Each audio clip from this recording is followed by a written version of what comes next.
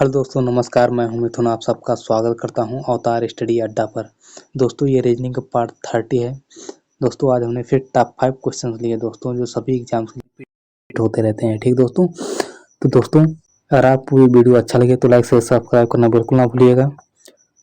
दोस्तों अगर आपने सारे पार्ट्स को नहीं देखा है तो एग्जाम से पहले सारे पार्ट्स को जरूर देखिएगा, आपको बहुत ही बेनिफिट मिलेगा। ठीक है दोस्तों, तो चलिए वीडियो को शुरू करते हैं। क्वेश्चन नंबर पहला दोस्तों, एक विशेष कोड में बॉक्सर को AQWGQ के रूप में लिखा गया है। इस कोड में प्लम्ब को कैसे लिखा जाएगा? तो देखिए दोस्तों, जब भी ऐसे क्वेश्चन आए ना तो सबसे पहले अक्षरों को ध्यान से देखिए। ठीक है, तो जैसे देखिए यहाँ पर क्या लिखा हुआ है, बॉक्सर को क्या कह रहा है, बॉक्सर को क्या कह रहा है, AQWG और Q।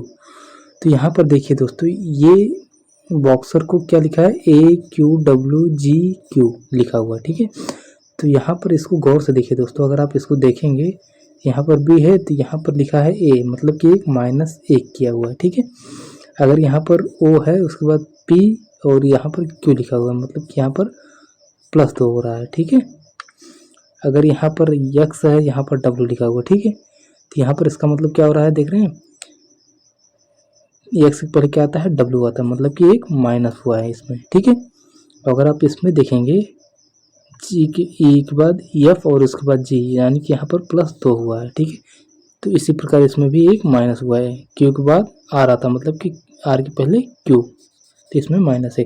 तो ये किस पैटर्न में चल रहा है दोस्तों, -1 +2 -1 +2 -1। ठीक है, इस पैटर्न में चल रहा है। तो उसी प्रकार हम प्लम को भी करके लेकर इसका उत्तर लाएंगे। ठीक है, चलिए देखते हैं। तो देखिए दोस्तों, क्या है प्लम्ब, PLUMB। ठीक है, प्लम्ब है। अब देखिए दोस्तों, जैसे वहाँ पर B को A लिखा हुआ है। ठीक है, B के पहले जो आता है मतलब -1, तो इसके P के पहले क्या आता है, O आता है। ठीक है, मतलब अगर -1 करेंगे तो O आएगा। अगर इसमें हम +2 कर देंगे तो क्या आएगा, L के बाद M के बाद N आएगा। ठीक है, अगर हम इसको -1 करेंगे दोस्तों तो क्या हो जाएगा, T के बाद U आता है, तो इसका मतलब T मतलब एक माइनस होगा तो T आएगा। ठीक है, अगर हम इसमें M में +2 करेंगे तब क्या होगा, M के बाद N के बाद O, तो यहाँ पर हो जाएगा O। अब यहाँ पर -1 करेंगे तो -1 का मतलब यहाँ पर A होगा, तो इसका उत्तर क्या हो जाएगा, ONTOA किस ऑप्शन में, ऑप्शन नंबर सी में दिया गया है, तो इसलिए ऑप्शन नंबर सी सही हो जाएगा दोस्तों। तो आई होप आप सबको समझ में आ रहा होगा। तो चलिए अगला क्वेश्चन देखते हैं। क्वेश्चन नंबर दूसरा दोस्तों, छोटी संख्या ज्ञात कीजिए। छोटी संख्या कहाँ पर है, यहाँ पर दिया गया है, यहाँ पर कोई भी अंक नहीं लिखा हो, तो यहाँ पर हमें बताना है कि यहाँ पर कौन सी संख्या आएगी। ठीक है, तो देखिए दोस्तों, जब भी ऐसे क्वेश्चन आए ना दोस्तों, तो सबसे पहले अक्षरों को नंबरों को ध्यान से देखिए कैसे लिखा हुआ है। यहाँ पर देखेंगे दोस्तों, अगर बड़ा संख्या होता तब हम क्या करते हैं, तब हम एक तरफा किसी तरफ, जैसे मान लीजिए यहाँ पर बड़ा होता तो हम ये देखते ये दोनों नंबर क्या करके इसको लेकर आ रहे हैं। ठीक है, उसी प्रकार हम इसको देखते तब, लेकिन यहाँ पर ऐसा कुछ भी नहीं दिया गया है कि यहाँ पर कोई बड़ा अंक है। ठीक है, तब हम ऐसे क्वेश्चन को ऐसा करेंगे, तब हम क्या करेंगे, ऐसे क्वेश्चन या तो हम जोड़ के देखें। ठीक है,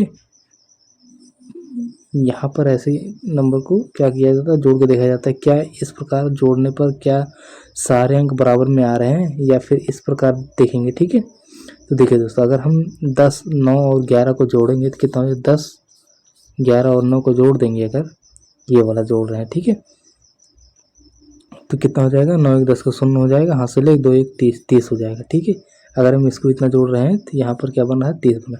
उसी प्रकार अगर हम इसको जोड़ें दोस्तों, तो 8 + 7 + 15 7 में 14 14 14 1 15 15 15 30, यहाँ पर भी 30 बन रहा है।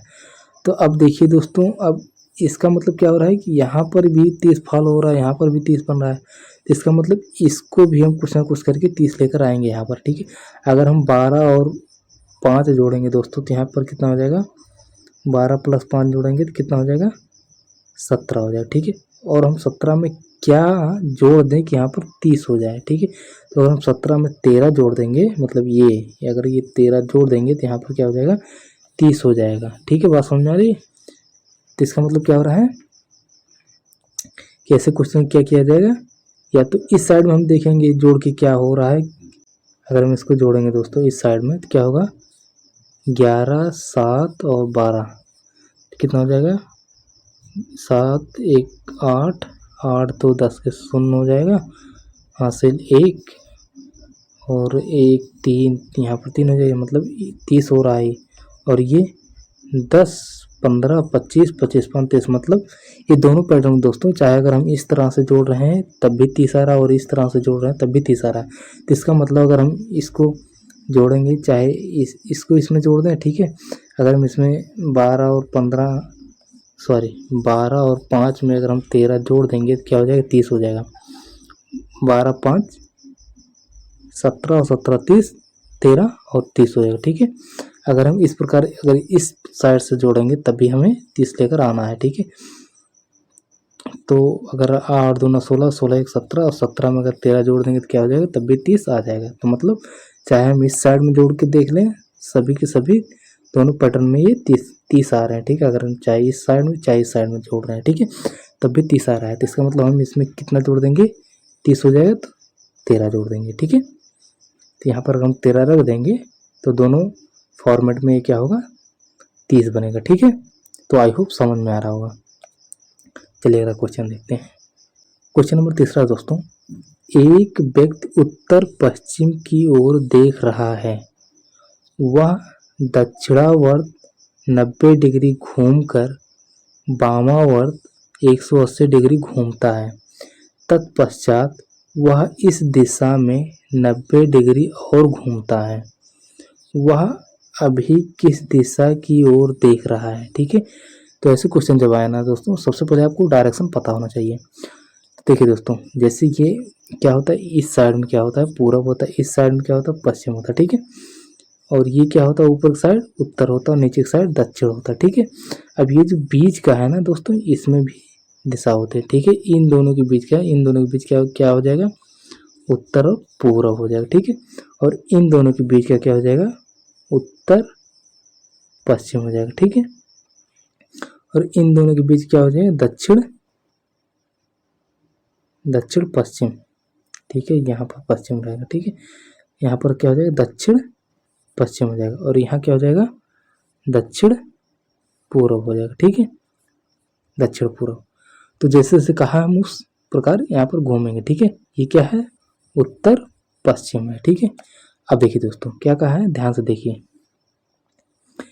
कह रहा है एक व्यक्ति उत्तर पश्चिम की ओर देख रहा है, मतलब उत्तर पश्चिम की ओर देख रहा है, मतलब इस साइड में देख रहा है। बात समझ में आई, उत्तर पश्चिम यही तो है, ये उत्तर और ये पश्चिम है। ठीक है, ये पूरब है और ये दक्षिण है। ठीक है, तो ये उत्तर पूर्व पश्चिम की ओर देख रहा है। ठीक है, वह दक्षिणावर्त 90 डिग्री घूमकर, दक्षिणावर्त मतलब घड़ी के साइड में, घड़ी के साइड मतलब ये घड़ी इस साइड में चलता है ना, तो दक्षिणावर्त मतलब जब है तो इस साइड में घूमना, जैसे घड़ी घूमता है। ठीक है, तो दक्षिण ओर जब ये घूमेगा 90 डिग्री तो मतलब कि ये इतना चला जाएगा। ठीक है, तो ये कहाँ पहुँच गया, ये उत्तर पूर्व में पहुँच गया है। बात समझ में, यहाँ पर पहुँच गया। फिर कह रहा है घूमकर वामावर्त 180 डिग्री घूमता, वामावर्त मतलब घड़ी की विपरीत दिशा, मतलब इस साइड में चलेगा।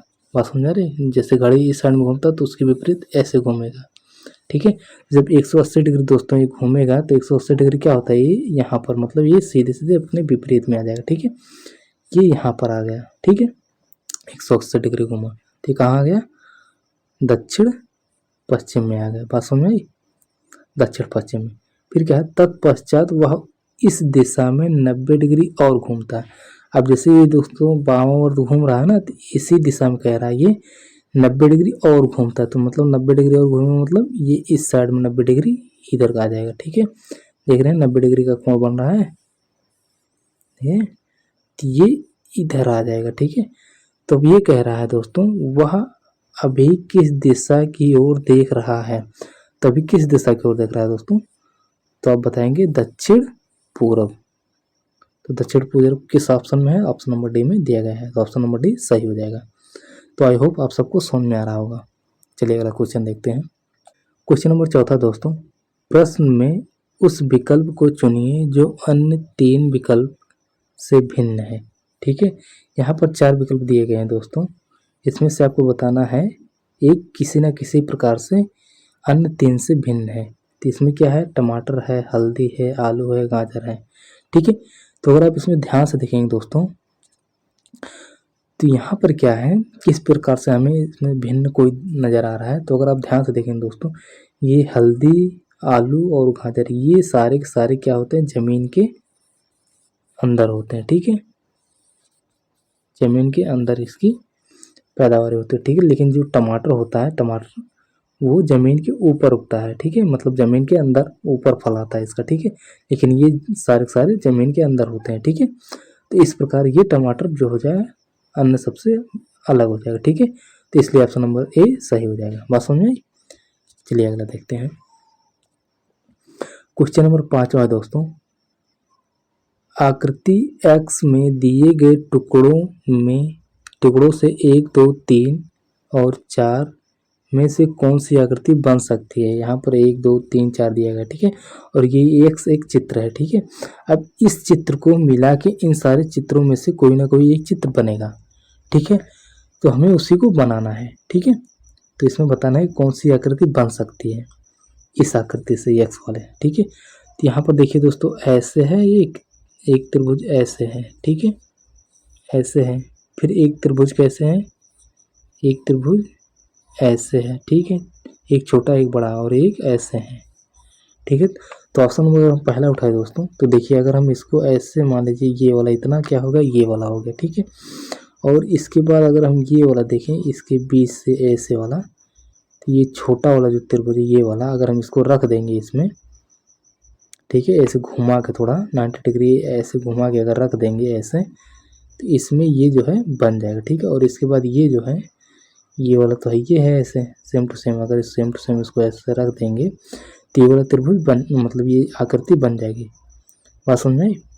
तो इसलिए ऑप्शन नंबर ए ही सही हो जाएगा। ठीक है, तो ऑप्शन नंबर एक ए में है। ठीक है, तो इसलिए यही सही हो जाएगा। बात समझ में आई? तो आई होप आप सबको ये वीडियो बहुत अच्छी तरह समझ में आया होगा। तो फिर मिलते हैं अगले वीडियो में, तब तक के लिए बाय बाय, टेक केयर।